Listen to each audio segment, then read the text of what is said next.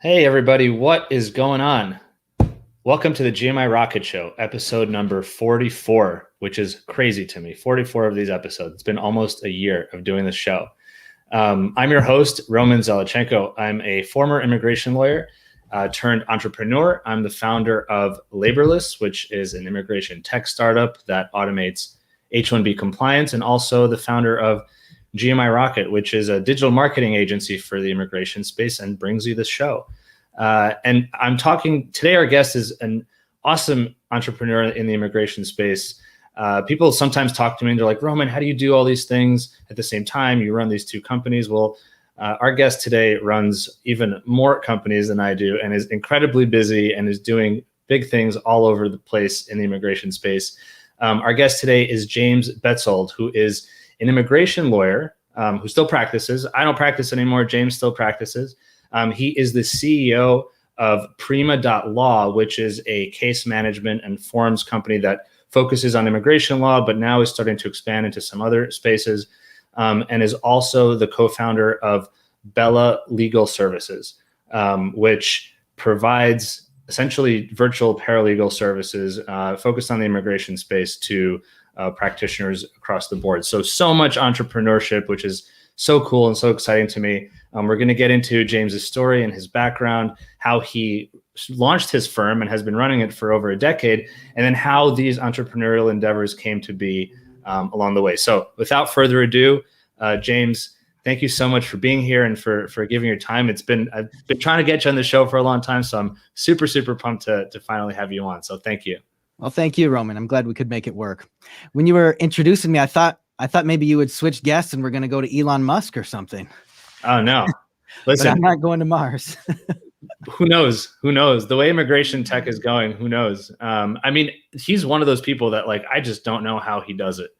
Multiple multi-billion-dollar organizations that do very, very technical things. I mean, if you hear him talking about boring tunnels, he's just as knowledgeable about that as electric cars. And thrust vectors and Mars and yeah. Right. Crazy. So before we jump in, for folks listening, please leave us comments. Tell us where you're watching and listening from. Give us a shout out to yourself and your firm, your city. So I'm in New York. James is in Michigan. And so it'd be really cool to see where everyone else is. So drop a comment below and say hi.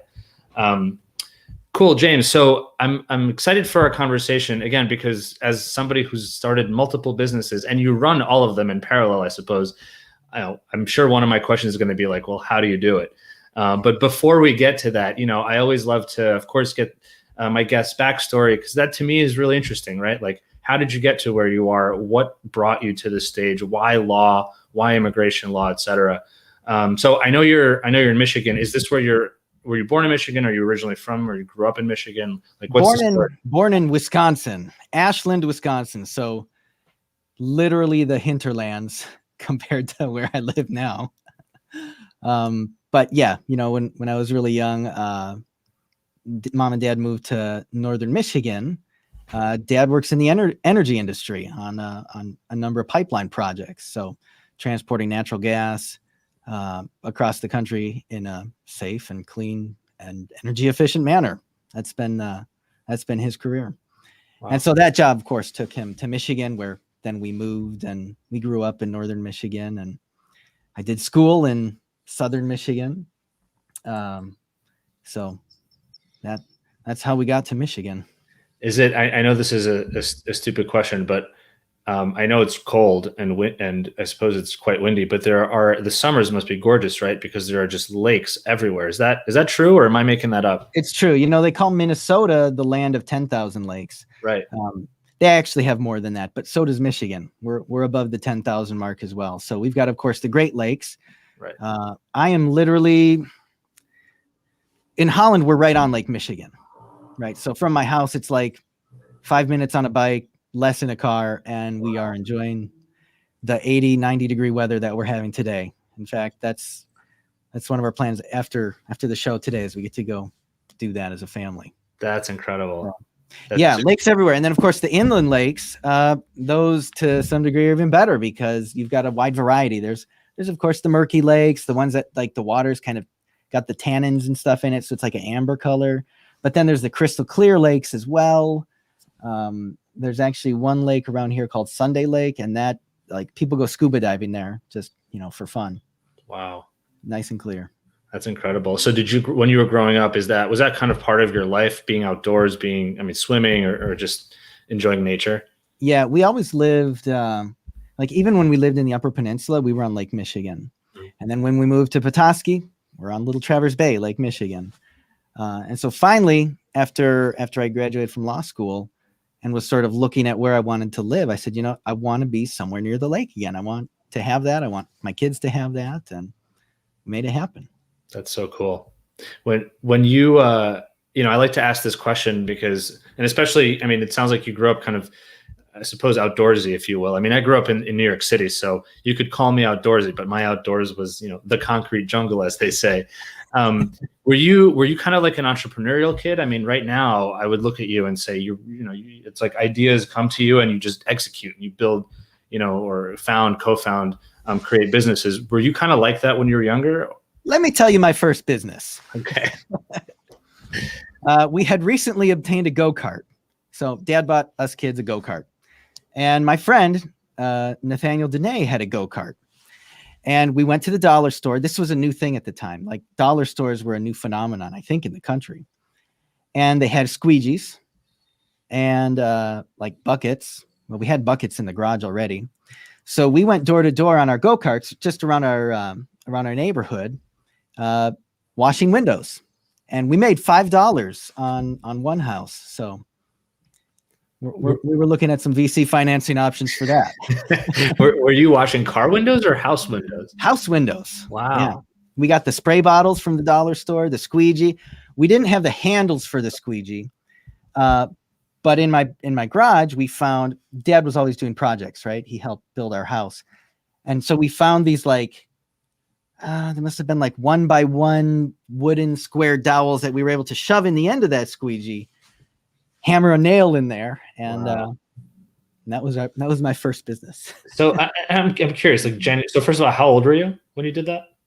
Let's see. I must have been in probably fifth or sixth grade, probably fifth grade, or fifth grade. Yeah, because Nathaniel and I were friends back then. So you're like 10 to 12 years old. Yeah, around there. Yeah. I'm just curious because this genuinely is always just so crazy and inspiring. I was not like this when I was a kid, as far as I remember. I'll have to ask my parents, but I was not like this as a kid. Were you just like, oh, I want to make a couple of dollars, or like what was the conversation you had with? If you remember any of it, like how do you come to that as a kid versus just saying, yeah, let's go play? Well, we liked money, that's for sure, and we needed it. And, I remember talking to him about like, all right, we're going to gather these supplies. Look, it only costs like $4. If we can buy these things for $4, we can take vinegar from my mom's kitchen, dilute it with water. That'll be our window cleaner. So we're good on that. And just sort of, I don't know, it was a hobby. It was more of like a hobby, honestly. Yeah. We eventually covered our costs, but we could fill the tank of gas too on our go-karts. So that was nice. That's true. You needed gas for the go-karts. I don't know. I just think that's incredible, right? That like, and I get it. I love business. I guess I've always been interested in it. Maybe I never had the confidence as a kid to say like, oh, I can do whatever the business is. I just find it so fascinating that like, it was interesting for you to say, well, if we buy the supplies at X and then we make X plus Y, we're good. And that's fun. Like, it's just fun to do that. Maybe it was like you feel like an adult a little bit, I guess.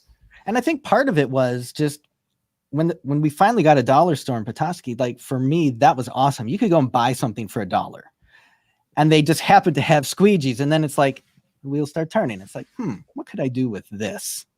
Interesting. That's super fascinating. So when you graduate or you went to college in Michigan as well, what did you study there? Business administration. Okay. So that makes a lot of sense. So I actually went to like a few different colleges. I don't know if you've ever heard of Hillsdale College. Mm-mm. Okay. So it's like this, at least in the Midwest, it's like this big conservative college where they had like Clarence Thomas was one of the speakers there, at the, I don't know if they call it a convocation or something.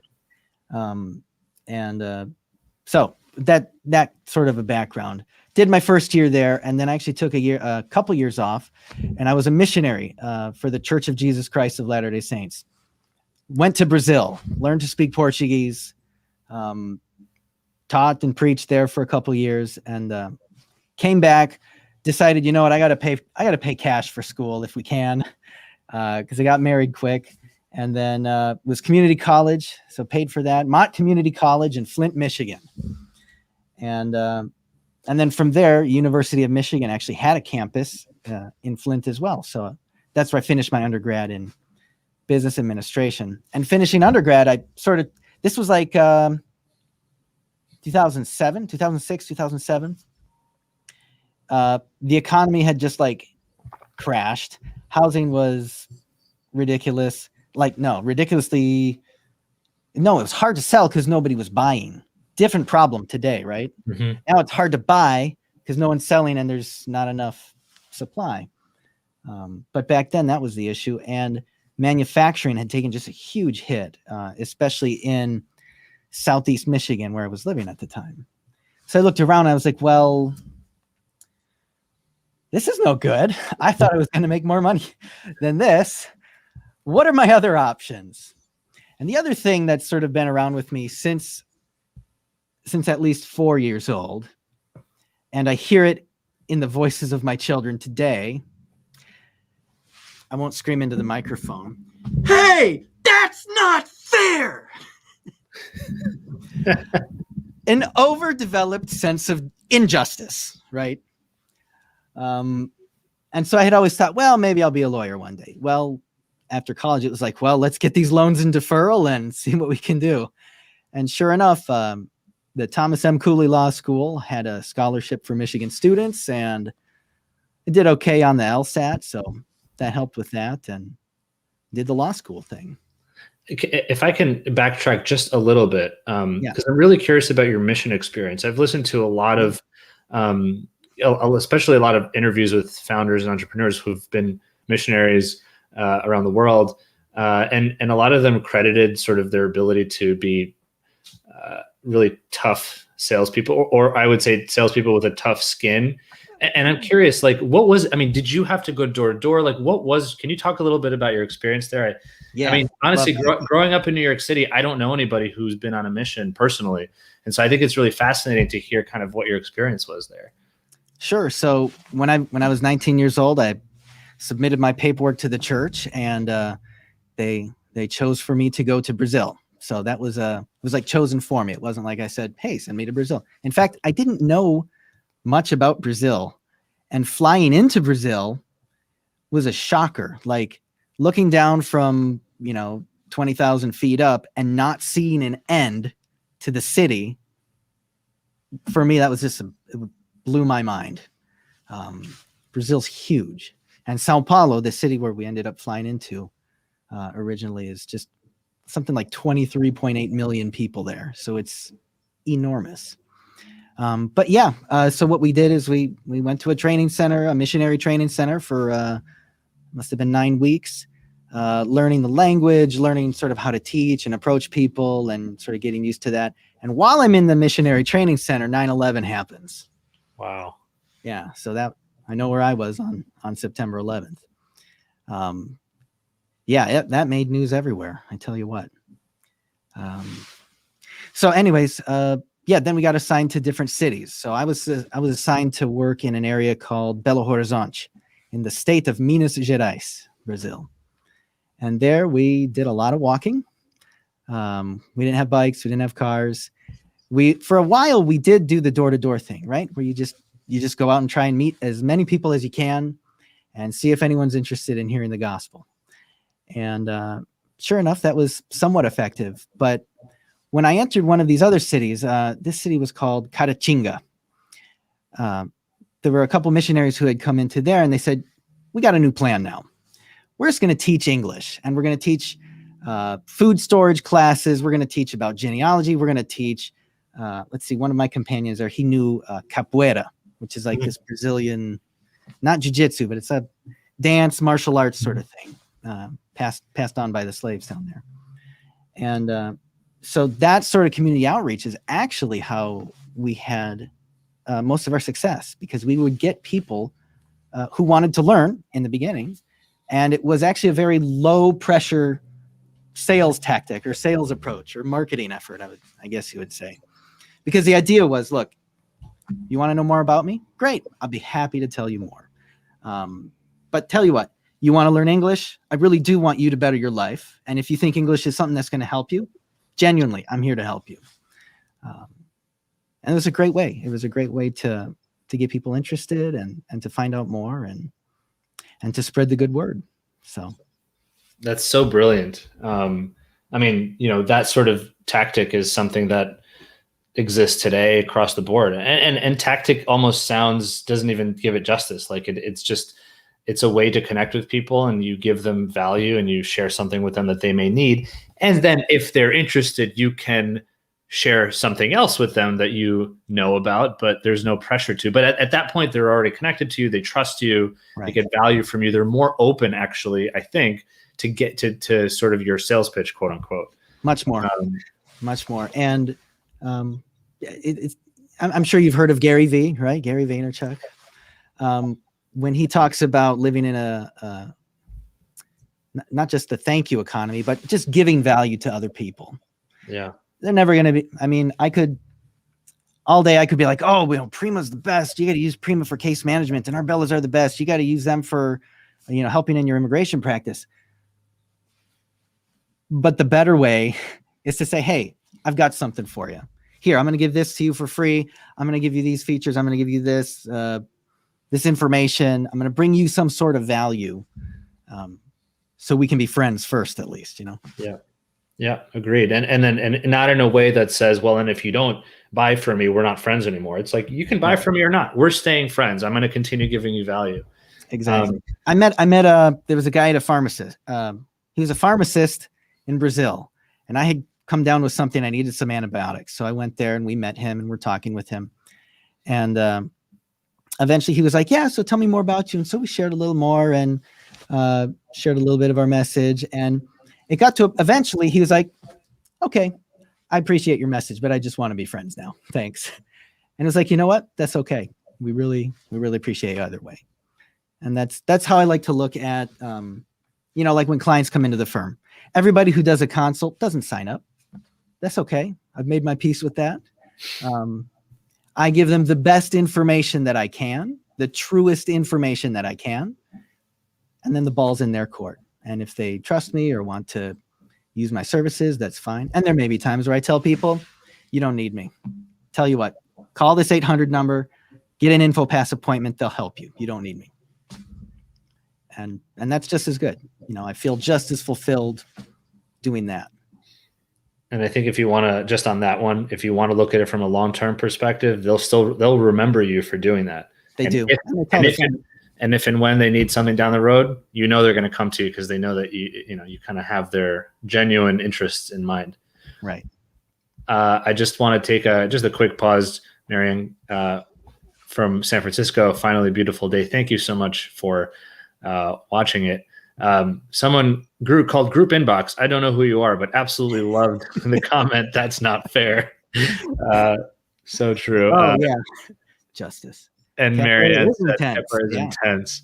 You have to be in amazing shape to do it. I remember learning about it, and it was like a video game I played as a kid, and there was Mortal Kombat. Mine was for Sega Saturn. It was a Sega Saturn game. Oh. And I'm trying to remember I forget what it was called. So but you had the fancy Sega then. I had the fancy Sega. Yeah, I had the one with the CDs. Yeah. And Marianne said, yeah, exactly. These folks won't forget you. They'll send referrals your way. And Marianne said, your attitude is great. So thank you, Marianne. Love it. Appreciate all your comments. So I love those stories and those lessons. And I'm really happy I asked about that, because I feel like that is, kind of, I know that you go live on Facebook a lot and you give a lot of free information on social media. So it like, I can see where some of that probably started, or at least that philosophy kind of started, which is super cool. So you came back from the mission, you finished, you went to community college, you finished University of Michigan. And then it sounds like you just said, okay, I have to go to law school. This is probably the best thing for me to do given the economy. And you know what?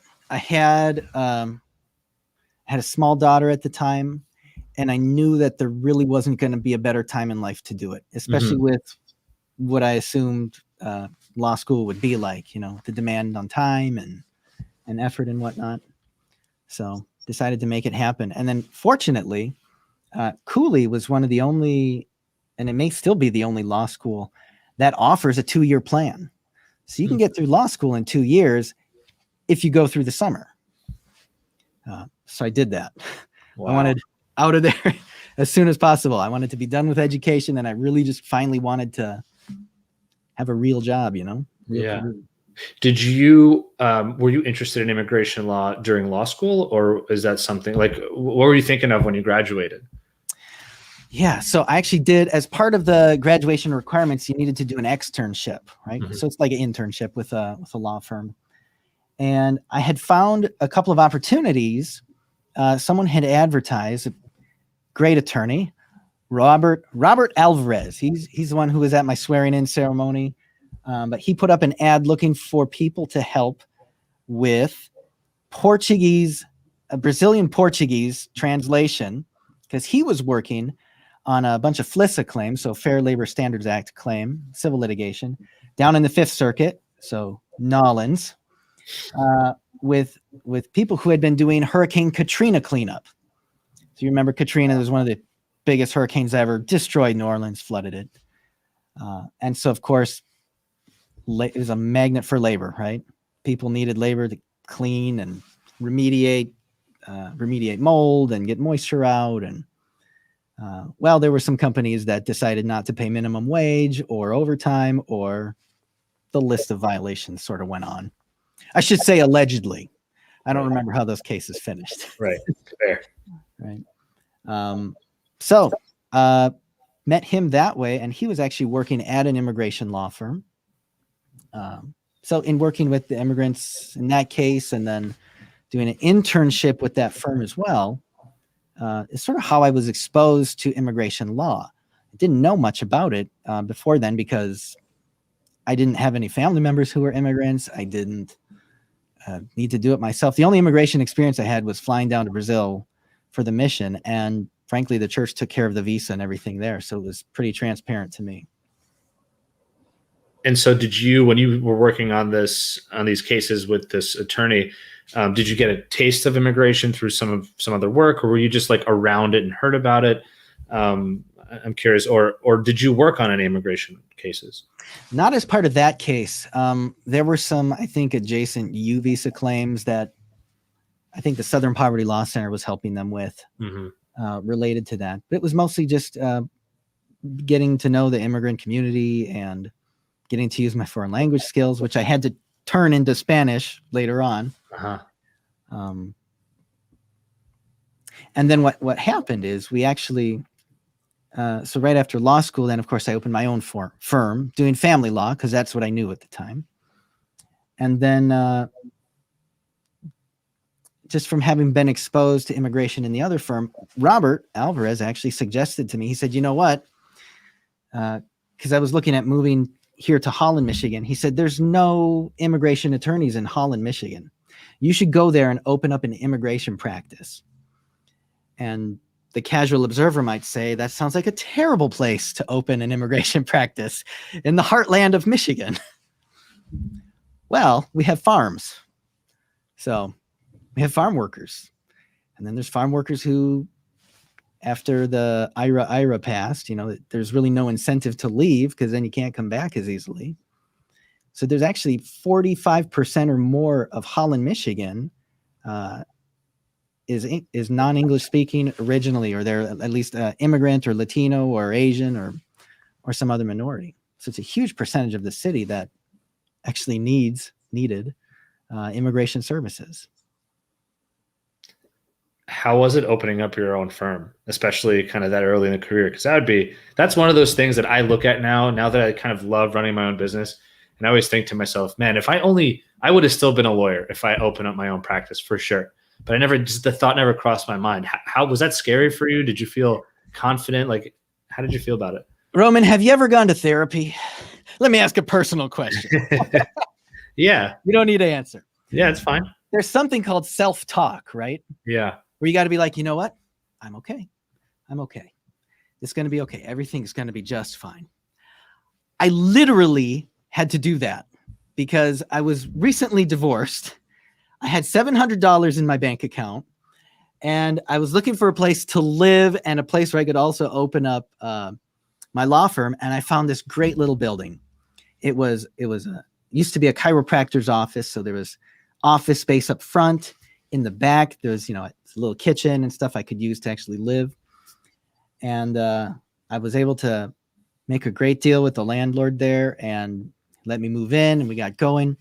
And the whole time as I was, signing the 1-year lease, right, which seems like a big deal at the time I think I was paying like $660 a month for rent, which was great. Mm-hmm. I had to do that. Okay, this is going to make me money. This is going to be okay. We're going to make money. If I can get at least one divorce a month or a week or something like that, I can at least pay rent, and then this will happen. And sure enough, it worked out. But, it's tight for a while, and you always have to be looking for ways to do more with less. Mm-hmm. Yeah, I've been there for sure. Certainly. I mean, and I'm sure even when it was tight, the days that felt good, the next day you feel like, oh crap, what did I do? What have I done? How am I going to get through this? And then someone walks in through the door and you get another case and you feel relieved. And it's just a roller coaster. I mean, for me, it was a roller coaster for sure. It is. Yeah. So sometimes it still feels a little like that. And I'm assuming it continues to feel like that kind of throughout, no matter how big you get. And, because you're always you get bigger, you want to grow more, you want more features, hire people. And then you're always kind of pushing that boundary. How long did you? It's less scary. The more you do it, the less scary it is. Like the more you trust yourself and say, you know what, I have a solid idea. I'm pretty sure this is going to work. Then it's less scary when you go and make that hire, or when you make that investment, or take the next big step, Do you think, how long did it take you to feel that way? I mean, like at what point did you start to get relaxed, or I suppose settle in a little bit with your practice? Because I know that you started working on, as far as I understand, Prima around 2013, 2014, right? Yeah. And so you had only been practicing for what, 5 or so years at that point? Yeah. And, it was right about that time where I was actually still living in that first office building. But things were going well. We were getting a constant flow of clients. They were happy. We're doing good work for them. Right about then where I started feeling comfortable with the whole thing, which sort of gave me the confidence to say, okay, I'm trying to do this. I'm trying to use these different softwares. Not really working for me. I'm tired of retyping an asylum application 3 times and my data disappears. I said, I wonder if we could build something that would do this. So it was about then. It was about 5 years in. It was end of 2014. It was mid 2014 where like the idea occurred to me. The end of that year where we really started building, where we found our lead developer and started making some progress. Can you talk a little bit about, because I think that's such a crucial moment. I've said this before many times. One of the biggest sort of reasons that I wanted to create this show was because when I was building my company, Laborless, I had no one to turn to. I had no real examples. I just knew of companies that existed, but I didn't know how they got there, what they went through, and certainly those like first few steps, right? So I'm curious. I know you had to practice already. Did you kind of self-fund this? Like, how did you go about going from lawyer, to technology startup founder and entrepreneur? Where did you learn how to do that? Or did you kind of just say, I think this sounds right, let me try it out? Well, there was some of that, to be sure. Yeah. Let's see, probably the whole thing that really laid the foundation for even building Prima to begin with was my wife. She was totally on board. And as soon as I mentioned the idea to her, she started working that network. She worked her personal network down in Colombia. And she comes to me and she said, you know what? My cousin's boyfriend, he's from Cuba. He can make web pages. We should talk to him. And that's like, I can make a web page. We need something a little more complex than that. That's literally what I said. And then I decided, you know what? I should probably just eat my words and we'll meet with him. Who knows? Thankfully, we did that. Met with him, and I mean, he was a really great fit. I mean, very intelligent, very experienced, has his own awesome story. In fact, I should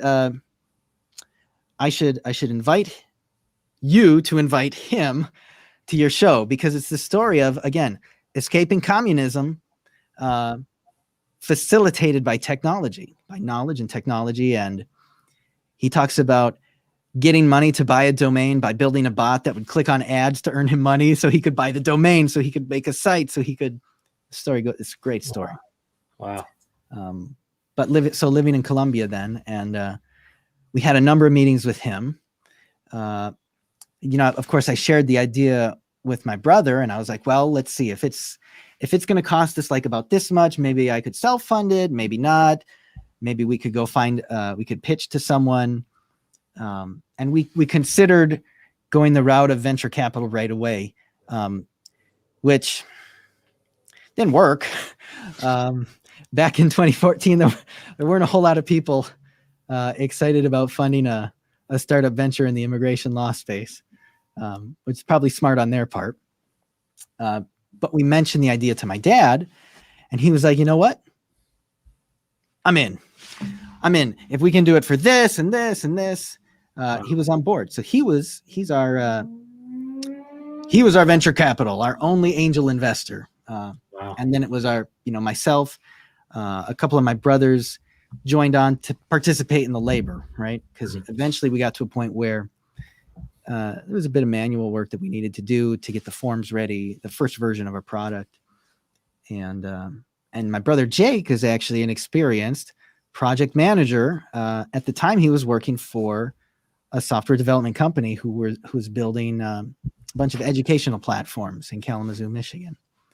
So he sort of knew the platforms we should be building on, sort of knew what our goals should be, how to sort of handle those things and expectations, and was a huge help with that as well. So his friends and family was the way we were able actually to launch that. If that hadn't worked, we probably still would have done it. It may have taken a little longer, and we would have had to yield a lot more equity right up front for sure too. But when you don't have any other option, you make do with what you have.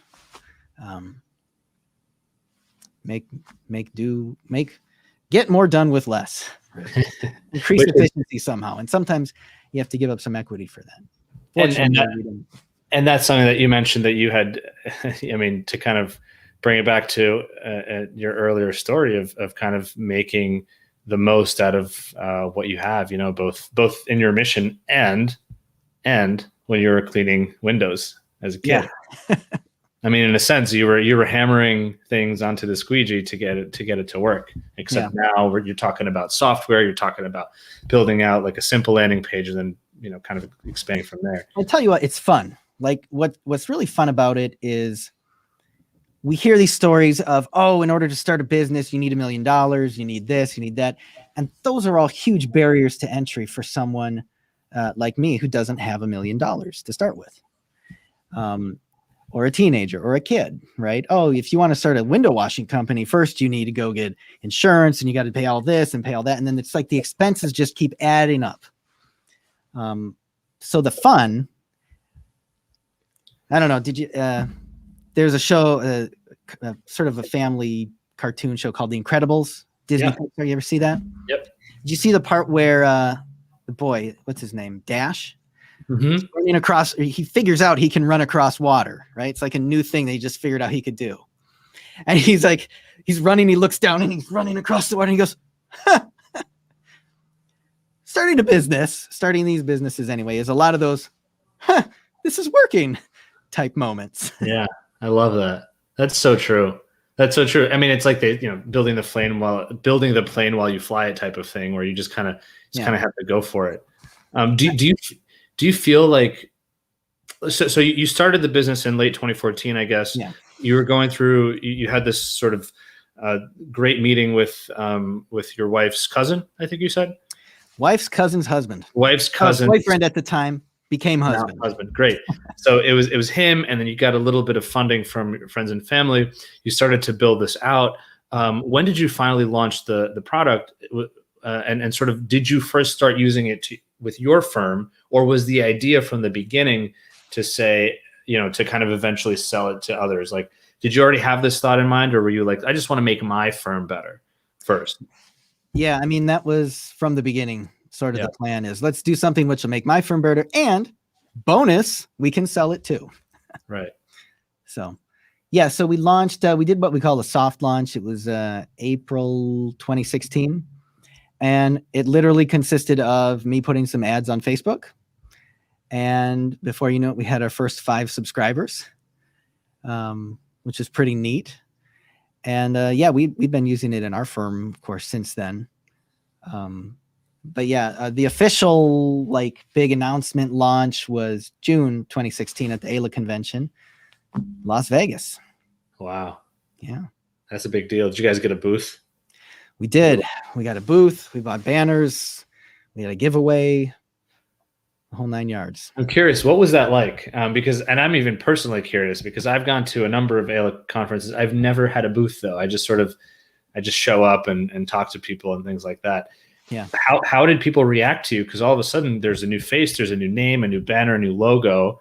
You're selling, forms, software or case management, or I guess if you can share at the time, what were you kind of selling yourself as? And then that's my first question. The second question is, how did people receive you?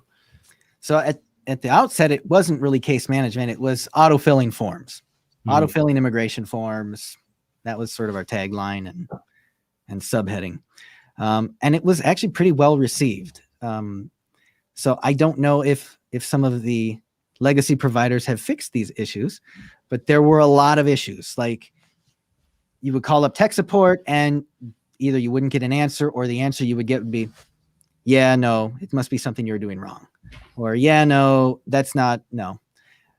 But there was never like, oh, yeah, sorry, let's fix that. Walk me through what you're going through, and let's do that step by step and, figure out what was really going on. And just after, having that happen enough, it was like, can't handle it. So there was sort of an opening in the market at the time, I thought. And it was well received. Like, people loved it. It was simple. It was not a comprehensive tool. It wasn't comprehensive case management. But you could enter your data once and autofill multiple forms. That was good enough. So that was the minimum viable product that we launched.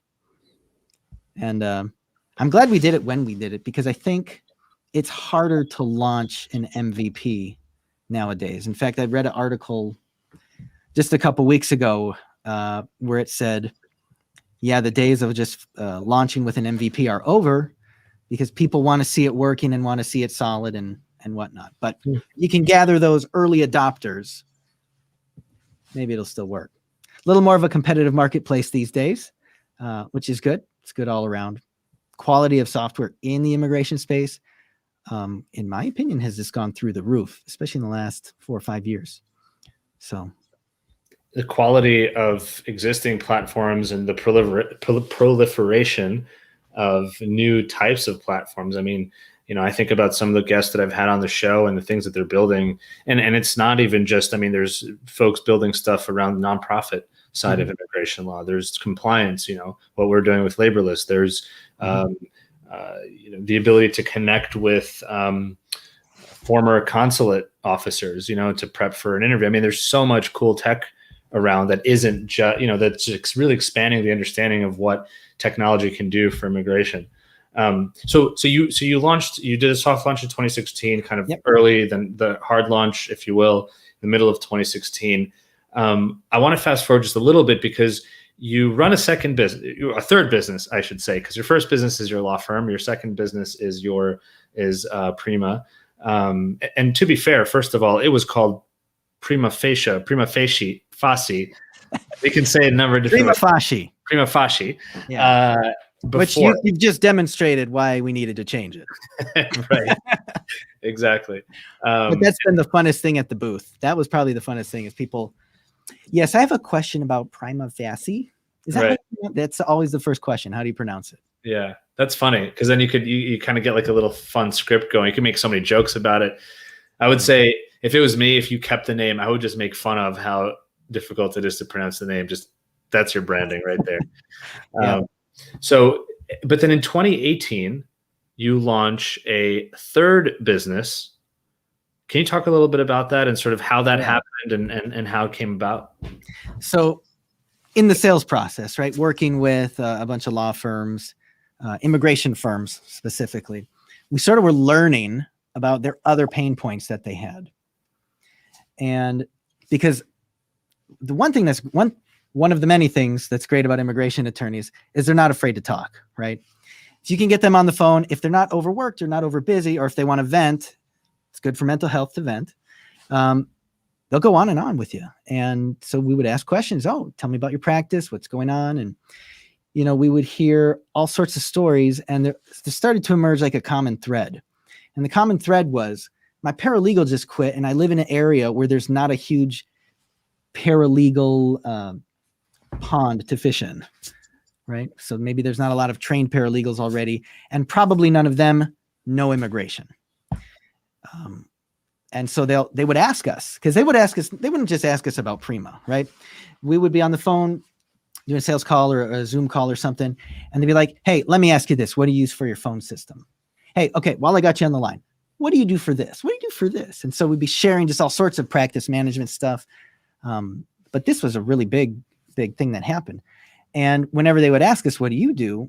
Well, it just so happened we had my sister-in-law in Colombia working for us for a number of years already. And we were able, because we use a VoIP phone system, we hook her right up to it. And for clients, it's seamless. She speaks English and Spanish, of course. But there would be people who would come into our office with, when they come back from like the consular appointment, they got their green card, they're happy. They would come and drop stuff off for her, thinking that she was like physically in our office with us. So we would share that. We'd say, you know what, we do this. We have somebody overseas in Colombia who we've trained and is doing this thing. And eventually we joined some I joined some Facebook groups. This was probably a couple years in. Somebody shared with me the secret about immigration lawyer Facebook groups. And I found cool immigration lawyers. Cool immigration lawyers were going on cruises together, which was pretty neat, and doing like continuing legal education on the cruise. Wow. We went to Cuba when Cuba was open for cruises.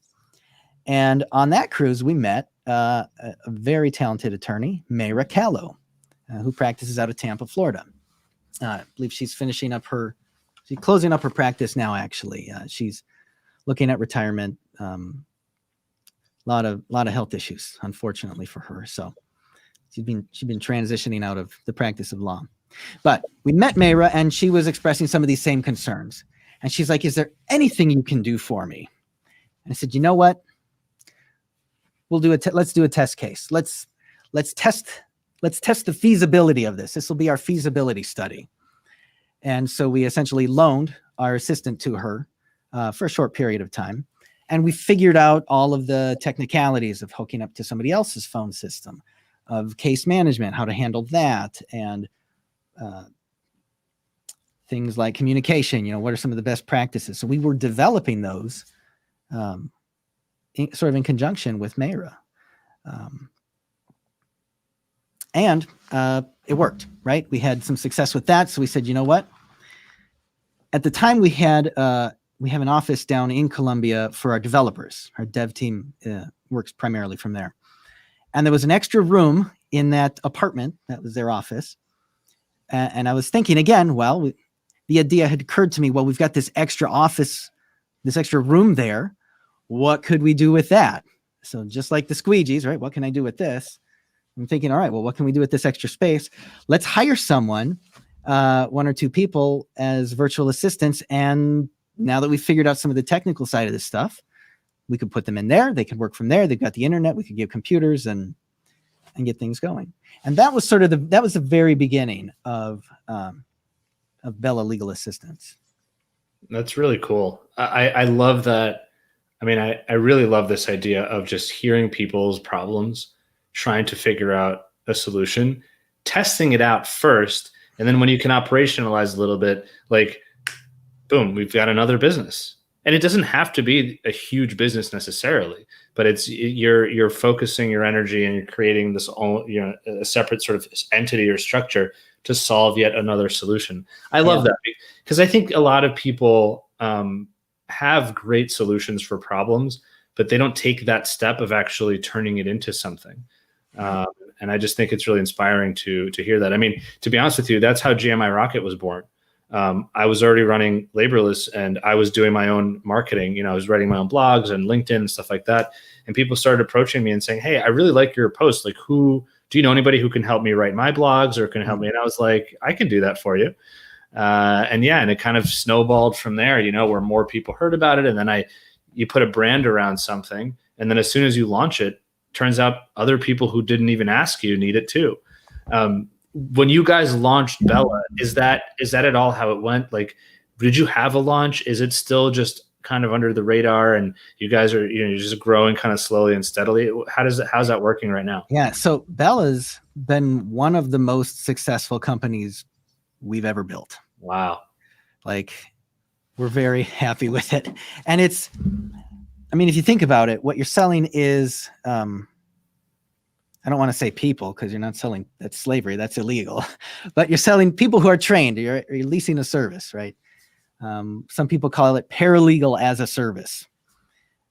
Because what we've done, and there's a million different ways you can go with it, right? There's the Ruby receptionist route where it's someone just answering your phone calls. Okay, that's what you need. There's other ways to go about it, like, well, we're just going to help you on a case-by-case basis. Our model from the beginning, as originally conceived, was, no, let's get some talented people who can speak English in Colombia. We'll train them, because having a law firm, there's ample opportunity for training, almost nonstop, right? And by systematizing that, and just having gone through it so frequently or so often, every time, an assistant leaves or we hire somebody else, that was sort of helping us hone our skills with the hiring and firing process, right? And I should say hiring and training is typically what happens. And so we decided we would start slow, right? That's another thing.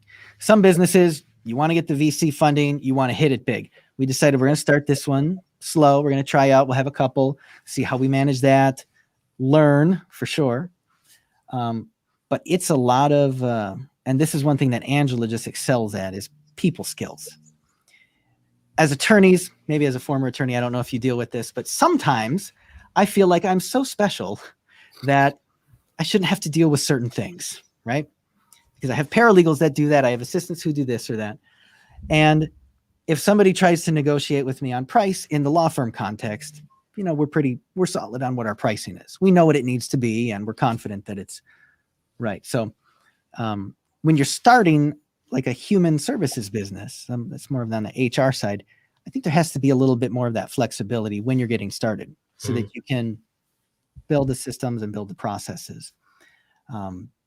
Right now, what we've done, like for attracting new clients, is it's been word of mouth through a lot of ALA members. When we were helping Mayra's firm, she told all her friends, and some of her friends now have hired multiple Bellas who are working full time, because that's the model we decided to go with originally, was let's train someone and then we'll hire them out for either like 10, 20 or 40 hours a week.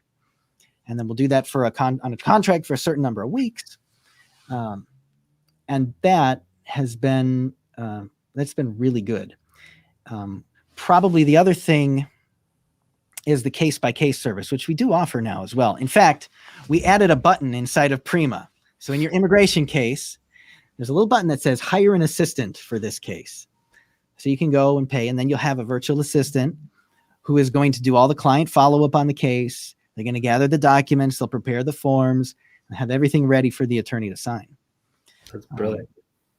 Yeah, and having it right in the platform now, it's a moment of pride for me. So No, I mean, listen, in my head, as you were first introducing both companies, I was thinking you should connect these These two. can work together. Yeah. That's right. That's right. And so you mentioned, adding a new button. It leads me to sort of my next sort of question, which is to move along the timeline a little bit. Right now, it's Prima.Law. You've sort of it's not that you've rebranded, but you've sort of pivoted a tiny bit. And now if people go to visit your site, which is www.prima.law, they will see that it's immigration, but there are also some other kind of little verticals popping up.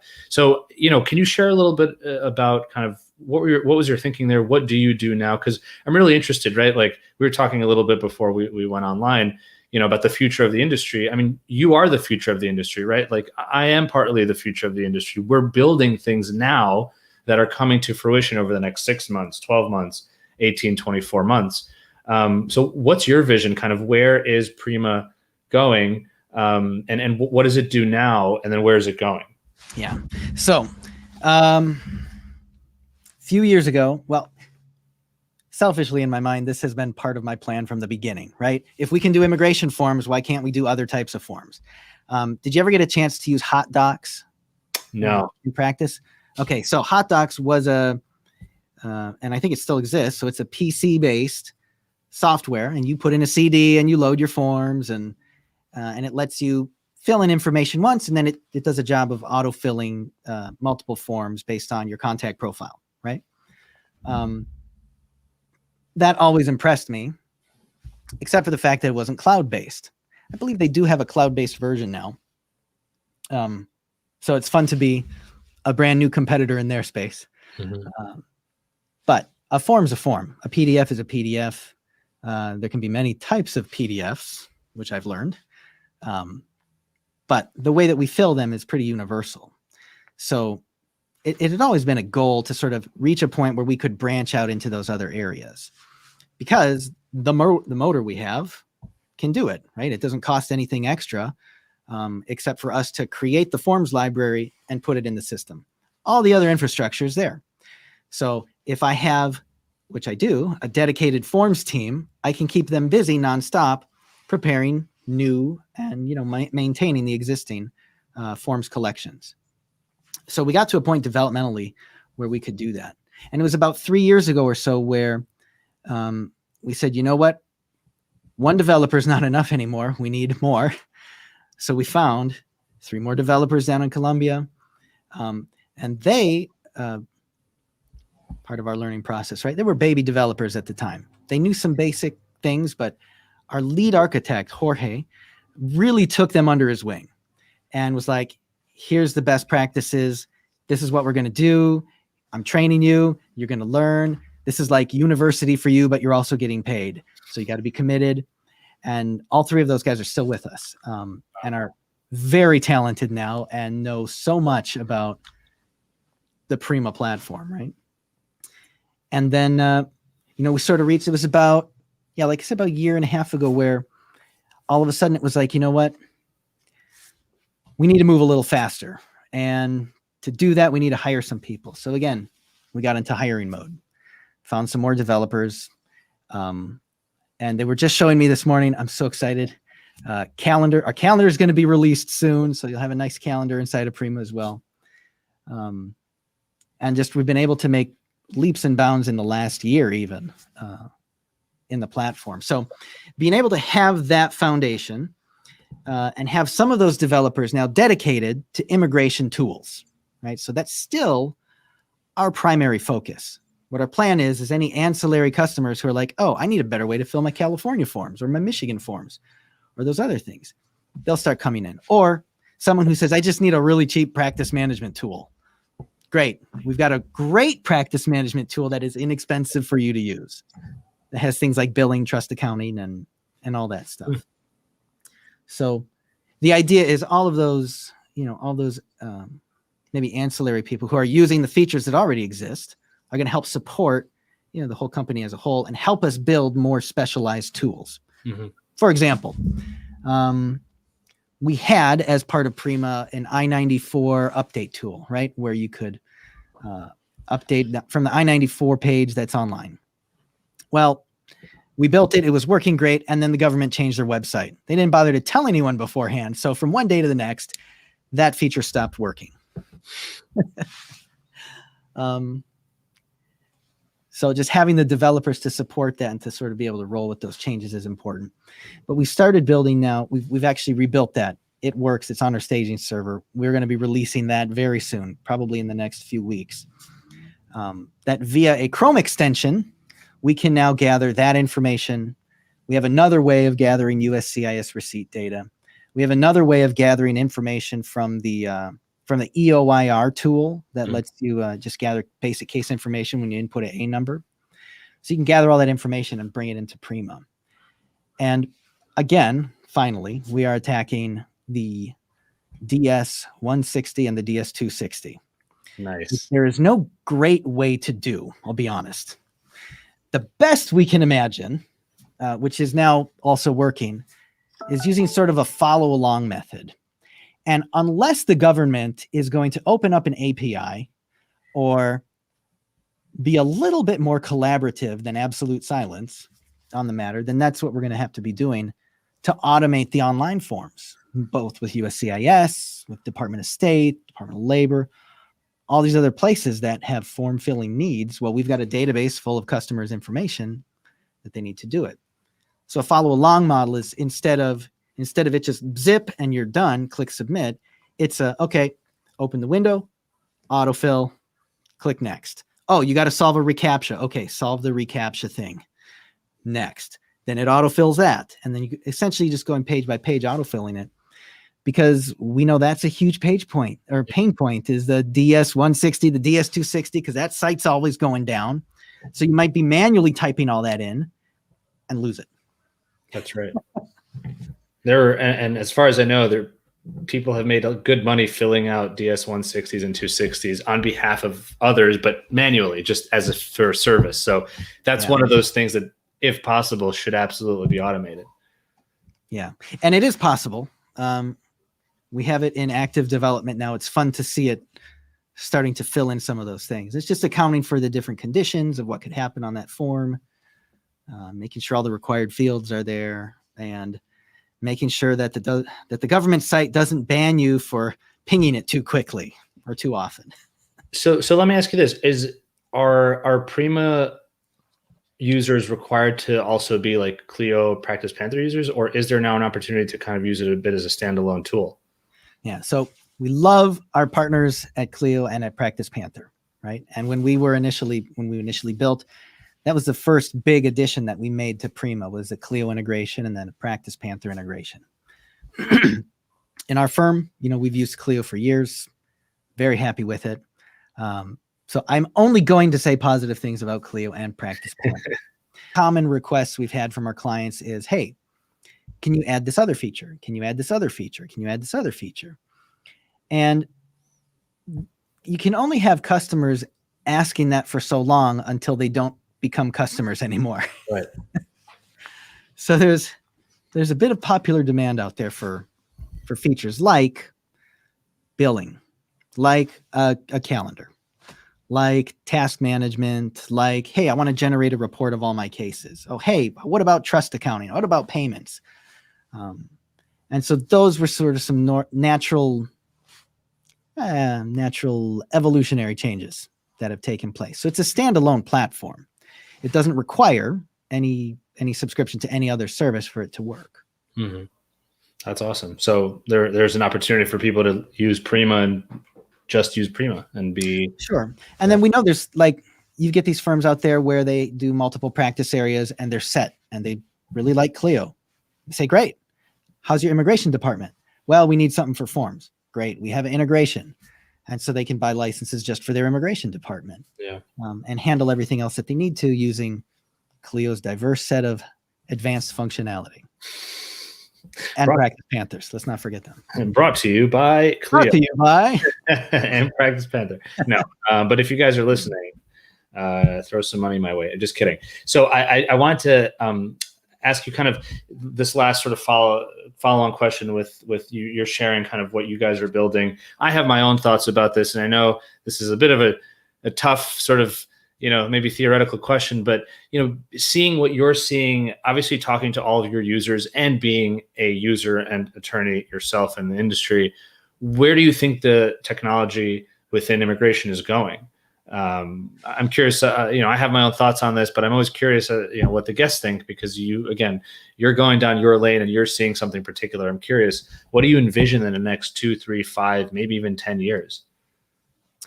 Well, I think definitely in the next 10 years, we're going to see a lot of the paper pushing and the paper forms go away. Mm-hmm. The Department of State, for all their failures at the ceac.state.gov site, for all of their failures, it does occasionally work when it's not under a huge load. Mm-hmm. And the fact that you can now upload documents directly to, someone for their consular processing case in Ciudad Juarez, for example, or you upload documents to the NVC, that should be a huge indicator for people, because that technology is not complicated. And they've demonstrated that. And that uploading files has been around literally forever, ever since the internet existed, right? Right. So I think they're going to iron out some of the difficulties there, and we'll see that process become a little more smooth. I still think, and this is sort of I don't know about all of your previous guests. I don't want to offend anyone, certainly. But I think from a business standpoint, the proposition that we're going to automate completely the immigration process for someone is politically, it's technically feasible, right? You could have a government that says, we're going to automate our immigration. Great. And to some extent, they've done that for ESTA, right? You can go online, you can get your information, you enter your information, and you can come in, and it's good. But bringing people into the country to live permanently, different story. I don't know that the United States of America is ever going to get to a point where we're comfortable with fully automating that system, or even mostly automating that system. And I think the reason is, like I've learned in the practice of law, people want to talk to people, right? People want to be assured by another person. So when I see, this company went out and got venture capital funding for $5 million for automating this whole process, and then they won't need an attorney, I just think, those poor VC funds, they're going to be out $5 million. They're never going to make it back. Show me one that has. I'm not aware of one. I see ads, and you see, there's people do their marketing and say, we're going to make this visa process so simple now. Okay.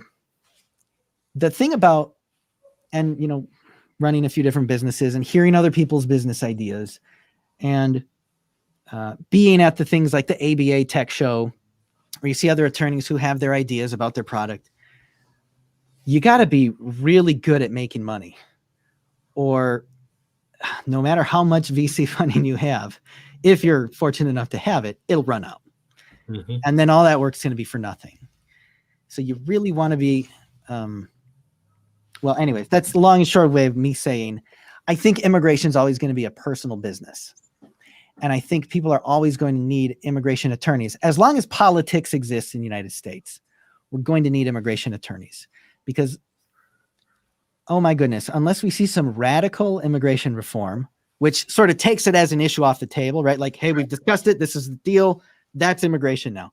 Right. Unless that ever happens, which it won't, there's going to be changes every 4 years, every 8 years, less if someone dies, more if you have multiple attorney generals who don't like each other. And I think, and that's one of the bummers of practicing immigration law during the Trump administration, was seeing those radical changes that could happen overnight and are heartbreaking for asylum applicants, victims of atrocities. I can only describe them as atrocities. And yeah, I don't think full automation is going to be the thing. I think the best thing we can do is support the attorneys who support this process.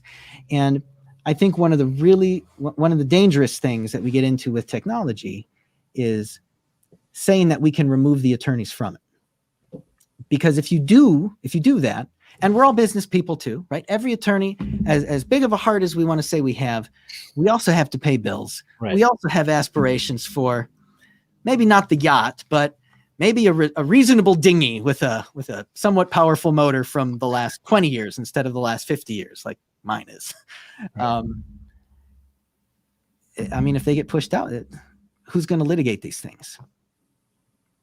No one's going to be interested in litigating when there's a travel ban. Nobody's going to be interested in litigating when U visas are taken 15 years and the government says you got to wait 57 and a half months before we'll even give you a work permit. And when they've cut the number of work permits under that program that they've given by 2/3 in the last few years as well, there's going to be nobody to litigate those things. And those are really important things to litigate because an administration run amok, and it doesn't take, and it's both sides of the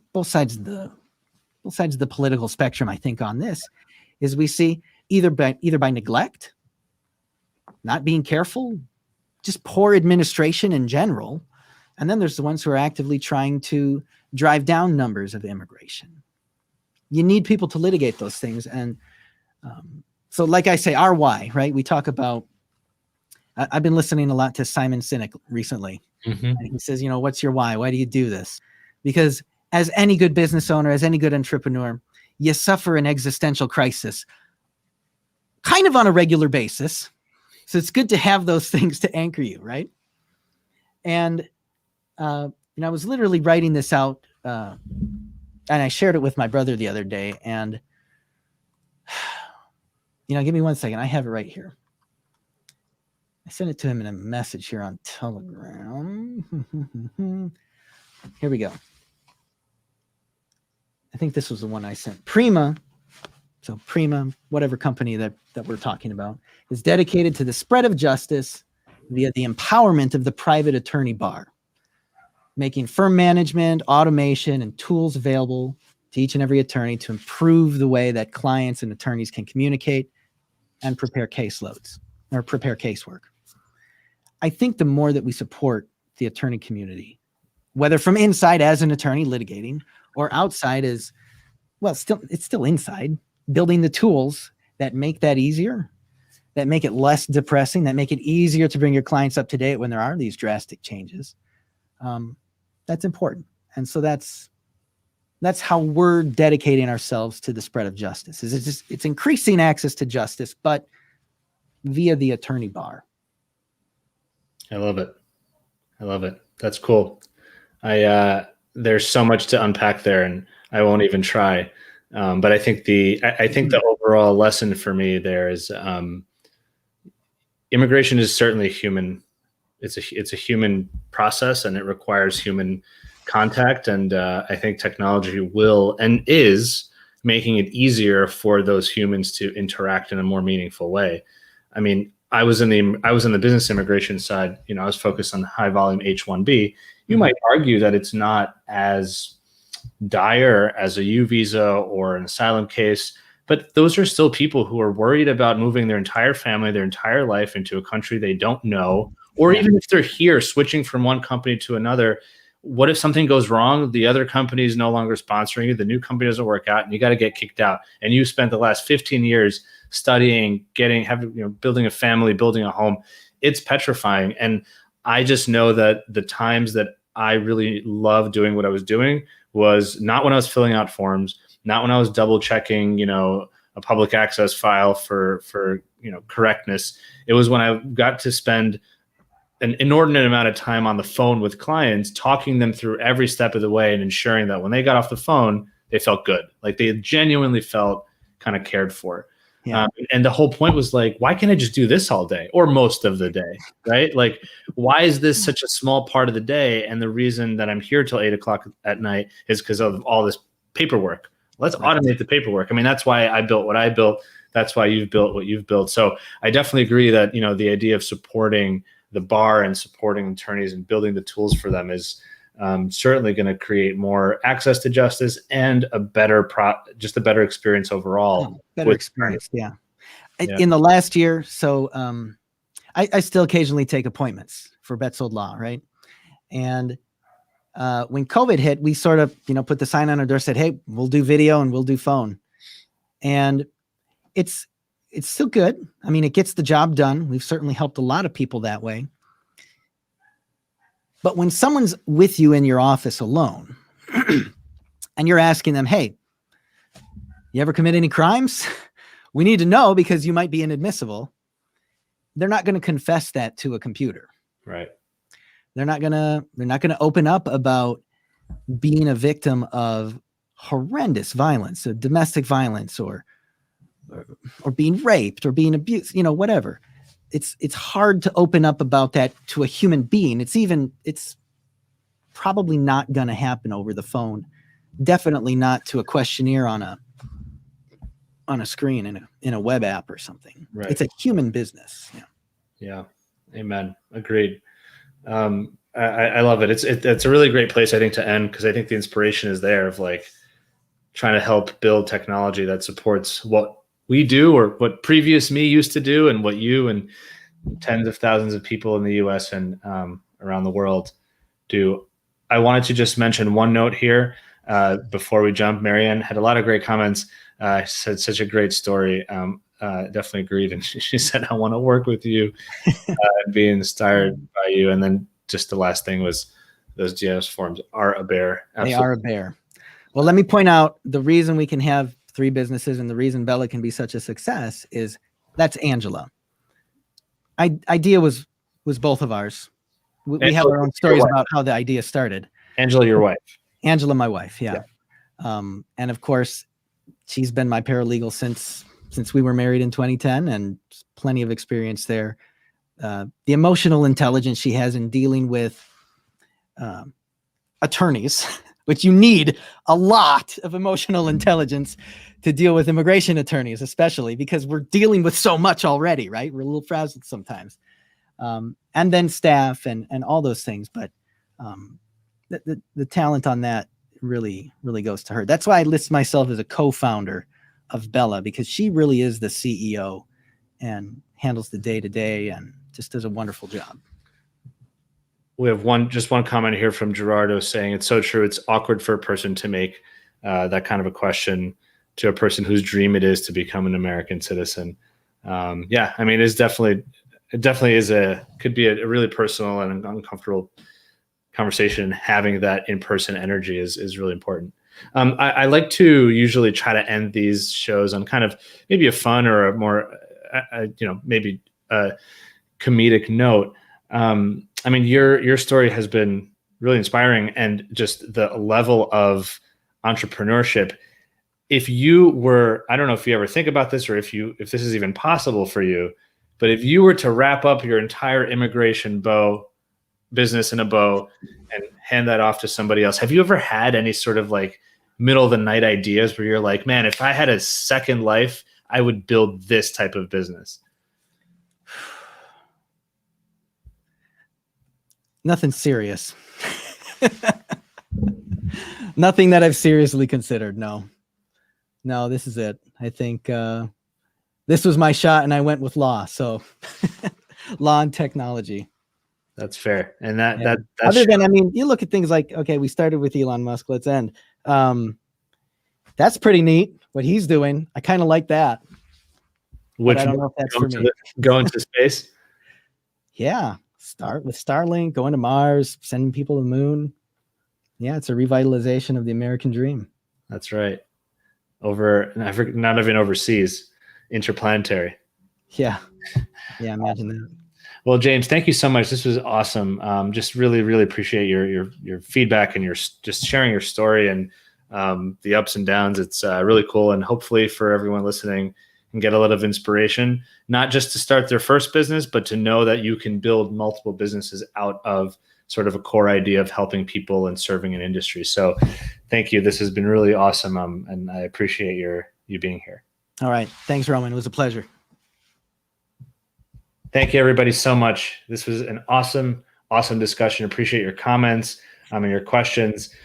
As always, I think the takeaway here is just to continue asking questions of your clients, understanding what their problems or quirks or challenges are, and really building solutions Sometimes that could be a feature of an existing solution. Sometimes that could be an entirely new business.